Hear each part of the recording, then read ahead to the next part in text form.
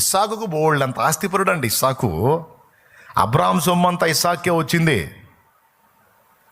సమృద్ధి గలవాడు. అయినా సరే నువ్వు పోయి కష్టపడి తీసుకురారా, నీ కష్టార్జితం నేను తిన్నాను. మందల్లోది ఒకదాన్ని తీసుకొచ్చి తినిపించరా నాకు అనొచ్చు, అది నాదైద్ది. నా కోరిక ఏంటంటే నీ కష్టం తినాలిరా, తృప్తిగా దీవించాల నిన్ను. ఎంతమందికి అర్థమైంది నాయన? మరి నీ కష్టం నీ తల్లిదండ్రి తినొద్దు, తినాలా లేదా? పెద్దగా చెప్పండి, సౌండ్ రావట్లేదు. మీరు ఏదో ఎండగడుతున్నట్టు ఉన్నారా వాళ్ళని? అసలు ఎండగట్టడానికని ఉన్నారో పోయారో వాళ్ళు? పంపించారు వాళ్ళని. నీ కష్టం తినాలి నీ తల్లిదండ్రులు. లైవ్లో ఉన్నవాళ్ళు, జూమ్లో కనపడుతున్న వాళ్ళు కూడా చూడండి, వినండి. నీ కష్టం నీ తల్లిదండ్రులు తినాలి బిడ్డ. ఎందుకంటే వాళ్ళ కష్టం తిని నువ్వు బతికావు, పెరిగావు, పెద్దయ్యావు, సిగ్గు కప్పుకున్నావు, గుడ్డ కట్టుకొని వాళ్ళ కష్టం